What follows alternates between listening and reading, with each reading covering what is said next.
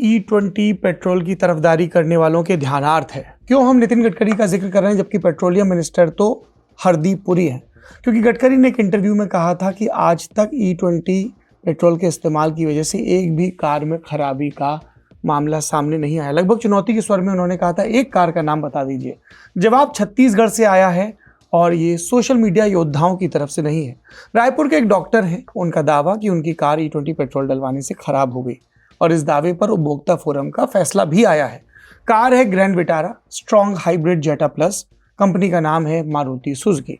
गाड़ी जनवरी 2023 में बनी है, जून 2024 में खरीदी गई। कंपनी ने 5 साल या 1 लाख किलोमीटर तक की वारंटी दी, लेकिन 5 महीने और 21,000 किलोमीटर चलने के दौरान ही गाड़ी कई बार कंपनी के गैराज में ठीक होने पहुंची। 11 नवंबर 2024 को गाड़ी के डैशबोर्ड में इंजन की खराबी का चिन्ह दिखने लगा। जब कंपनी के गैराज में गाड़ी पहुंची तो डीलर ने कहा कि खराबी पेट्रोल में है, मिलावटी पेट्रोल डाला गया। गाड़ी मालिक डॉक्टर प्रेमराज देवता कहते रहे कि E20 की वजह से यह दिक्कत हुई। समाधान नहीं मिला तो इंसाफ के लिए वो जिला उपभोक्ता फोरम आयोग पहुंचे। यहाँ गाड़ी के डीलर ने कहा कि पेट्रोल टैंक में सफेद जेली जैसा पदार्थ मिला है, जिसका कारण है मिलावटी या दूषित पेट्रोल। डॉक्टर बोले, मुझे कंपनी ने जो गाड़ी बेची वो सरकारी आदेश के बावजूद नए ईंधन के मुताबिक नहीं थी। अब आपके लिए इस दावे को जरा और सरल शब्दों में समझाएं। अप्रैल 2023 में सरकार ने आदेश दिया कि अब गाड़ियां E20 के मुताबिक बनाना अनिवार्य है। डॉक्टर प्रेमराज ने जून 2024 में गाड़ी खरीदी। उनका दावा कि उन्हें पुरानी तकनीक वाली ऐसी कार बेची गई जो जनवरी 2023 में बनी थी। इस आधार पर उन्होंने दावा ठोका, गाड़ी ठीक करो, बदलो या हर्जाना दो। कंपनी ने 2 विकल्प दिए। पहला, 5 लाख नगद दो तो गाड़ी का इंजन बदलेंगे। दूसरा, 12 लाख रुपए में गाड़ी कंपनी को वापस बेच दो। डॉक्टर प्रेमराज ने 5 महीने पहले ही 20 लाख में नई गाड़ी खरीदी थी, तो ग्राहक सेवा का ये गणित उन्हें समझ में नहीं आया। तब उन्होंने तीसरा रास्ता चुना, गाड़ी शोरूम में खड़ी कर दी। शिकायत के मुताबिक शोरूम ने उसका भी मीटर चालू कर दिया। 200 रुपए रोज का पार्किंग शुल्क वसूलने लगे। इसके बाद डॉक्टर प्रेमराज जिला उपभोक्ता आयोग पहुंचे। दोनों पक्षों को सुनने के बाद आयोग का फैसला आया। उन्होंने शिकायत सही मानी, केस को सेवा में कमी और अनफेयर ट्रेड प्रैक्टिस घोषित किया। फैसले की डिटेल को 4 पॉइंट्स में समझते हैं। 45 दिनों के भीतर उसी मॉडल की E20 इंजन वाली नई कार दी जाए। 45 दिन में नई कार नहीं दी तो 20,50,000 रुपए लौटाने होंगे। मानसिक प्रताड़ना के लिए इतने दिनों के भीतर ही 1 लाख का मुआवजा देना होगा और तय वक्त में पैसे नहीं दिए तो 7% सालाना की दर से ब्याज लगेगा। इस मामले में 2 कागज भी अहम है। भारत सरकार के 2 दस्तावेज जिनके बारे में आपको जानना चाहिए। पहला, नीति आयोग की रिपोर्ट जो देश में एथेनॉल का सिस्टम लागू करने के लिए तैयार की गई। इसमें जो सावधानी बताई गई उसमें साफ लिखा गया है कि E10 के लिए बनी 4 पहिया में E20 पेट्रोल डालने से माइलेज करीब 6 से 7% तक घट सकता है। गाड़ी के रबर, प्लास्टिक सील, ओरिंग और फ्यूल सिस्टम के पुर्जों में जंग लग सकती है, बुरा असर पड़ सकता है। अप्रैल 2022 तक गाड़ियों के कल पुर्जे ऐसे बनाएं जो E20 के मुताबिक हों और अप्रैल 2023 से गाड़ियों के इंजन E20 के अनुकूल बनाए जाएं। E20 की इस बहस में 2 पक्ष बहुत दिनों से आमने सामने। एक तरफ गाड़ीवान जो कह रहे हैं कि माइलेज गिर रहा है, गाड़ी खराब हो रही है। दूसरी तरफ सरकार और कुछ कंपनियां हैं जो कह रही हैं कि माइलेज पर असर तो पड़ेगा लेकिन इंजन और कल पुर्जों पर नहीं पड़ेगा। रायपुर का फैसला एथेनॉल से गाड़ियों की सुरक्षा में एक नया पक्ष बनकर सामने आया है। पहली बार किसी सरकारी संस्थान ने E20 की शिकायत पर राहत की घोषणा की है। कंपनी फैसले के खिलाफ उच्च आयोग में जा सकती है, पर उपभोक्ता अधिकार के योद्धा मानते हैं कि यह फैसला हर उस कंज्यूमर के लिए डूबते को तिनके का सहारा है जिससे लगता है उसकी गाड़ी E20 की वजह से गड़बड़ हो रही है। देवियों सज्जनों, हम पत्रकारों की जिंदगी ऐसी होती है, एक खबर बांचते हैं और कई बार वीडियो रिलीज होने से पहले एक और अपडेट आ जाता है। हमने आपको इस पूरे वीडियो में विस्तार से बताया कि E20 से गाड़ी की खराबी पर छत्तीसगढ़ की कंज्यूमर कोर्ट ने क्या आदेश दिया। चूंकि मामला मारुति सुजुकी से जुड़ा हुआ था तो अब उनका पक्ष भी आ गया है। मारुति सुजुकी का बयान है जो कह रहे हैं कि हमें माननीय जिला उपभोक्ता आयोग रायपुर के आदेश की जानकारी मिली है। संबंधित कार, ये मारुति का दावा है जो कोर्ट ने नहीं माना, E20 के अनुकूल थी और E20 के ईंधन के इस्तेमाल के लिए पूरी तरह से सक्षम थी। मारुति ने कहा है कि ग्राहक की तरफ से जो गाड़ी आई उसमें मिलावट या दूषित पदार्थ के प्रमाण मौजूद हैं और आदेश में कई प्रासंगिक तथ्यों को शामिल नहीं किया गया है। और उन्होंने कहा है, जो हमने आपसे शुरू में भी कहा था, कि वो एक हायर फोरम में अपनी अपील दाखिल करेंगे। दरअसल इस आदेश के आने के बाद नरेंद्र मोदी सरकार की चौतरफा आलोचना फिर से शुरू हो गई थी। एक छोटा सा मैं अभी एक्सपर्ट से 2-3 सवाल ले रहा हूं। अमित, ये 2020 में E20 तेल बन कहां रहा था भारत में? कितनी गाड़ियों पर वो इस्तेमाल हुआ? और ARAI और SIAM ये इस निष्कर्ष पर कैसे पहुंचे कि नहीं नहीं कोई दिक्कत नहीं होने वाली 2020 में? 2020 की रिपोर्ट है ना।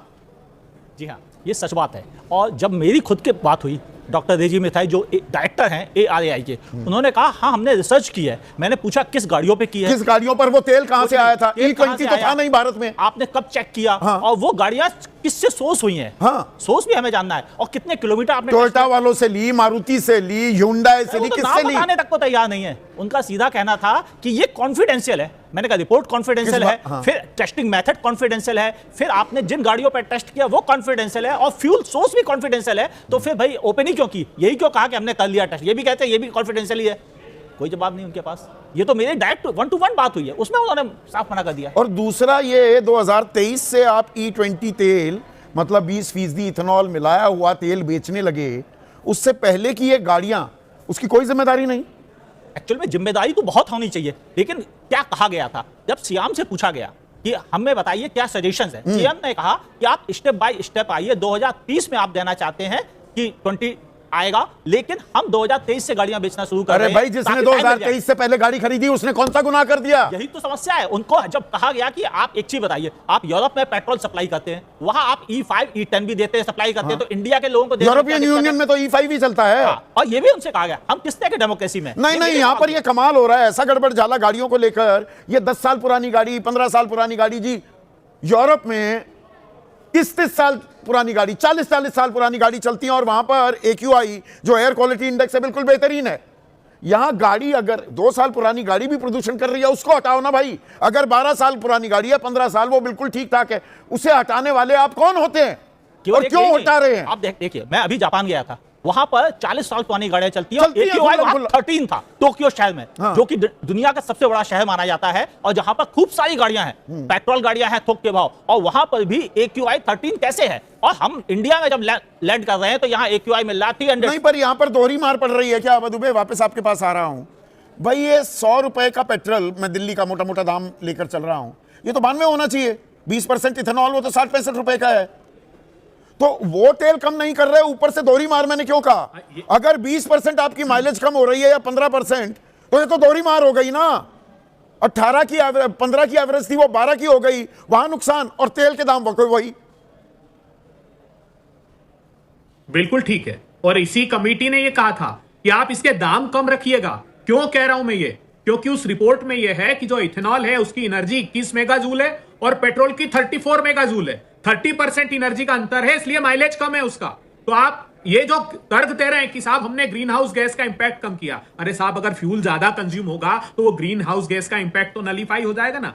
और आप एक जो एक्सपर्ट साहब कह रहे हैं, बहुत बड़ा खुलासा ये तो, क्योंकि भारत में 2009 से E20 के कंपैटिबल गाड़ियां इंपोर्ट हो रही थी, तो क्या उन इंपोर्टेड गाड़ी पर तो नहीं आपने कोई टेस्ट कर दिया? टेस्ट कहां किया? वो तो जानकारी हमें मिल ही नहीं रही। अब आपका कनेक्शन ठीक हो गया होगा मलूक नागर साहब, मुझे ये बताइए, दोहरी मार क्यों खाएं भाई? पेट्रोल के दाम सस्ते नहीं किए, छोड़िए, एक दिन अलग से गन्ना किसानों की तो चर्चा करूंगा मैं आपके साथ। आम आदमी को भाई इथेनॉल तो सस्ता है ना पेट्रोल से, तो पेट्रोल के दाम कम कर देते, और ऊपर से माइलेज कम हो रही है।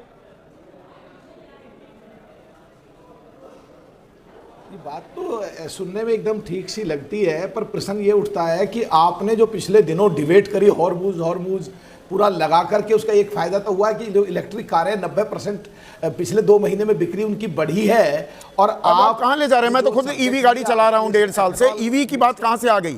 बात यह है कि E20 वाला वो तेल के दाम भी कम नहीं और गाड़ी की माइलेज कम, इसलिए और बता नहीं रही सरकार। मैंने ये कहा कि आपकी बात देखने में सही लगती है, पर साथ में ये भी है कि देश की इकोनॉमी की बात थी और सारे वर्ल्ड में सारे देश हिल गए। ये कही ना आपने बात, तो आपकी डिबेट, सरकार देश चला रही है, कारोबार कर रही है। अब असली बात आई ना, सरकार कारोबारी बन गई है। क्योंकि ये बात मैं क्यों कह रहा हूं? क्योंकि नहीं है, गलत है बात ये। नहीं, आपको तो गलत लगेगा, आपको गलत लगेगा। मैं आंकड़ा बता रहा हूं, ऐसे ही नहीं बोलता मैं। जब गंभीर बात, कोई गंभीर आरोप लगाता हूं, बिना सबूतों के नहीं लगाता।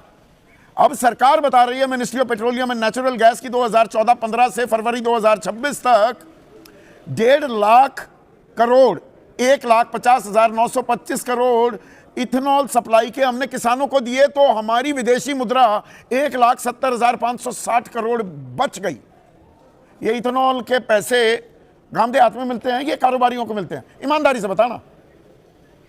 मेरे गांव में तो आज तक किसी ने 1 रुपया नहीं मिला। अगर जी इथेनॉल आपने दिया मारता ही, मैं बता रहा हूँ।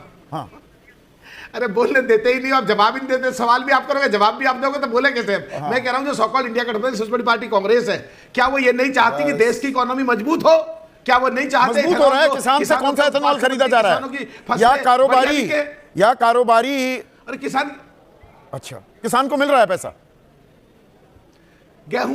सुनो, गेहूं, मक्का, ज्वार, बाजरा, इथेनॉल के नाम का पैसा मिल रहा है अलग से। गन्ना, इन सबसे ही तो इथेनॉल बन रही है। गन्ने में मोलासिस के दाम मिल रहे हैं अलग से, इथेनॉल के दाम मिल रहे हैं अलग से। कैसी बातें कर रहे हैं?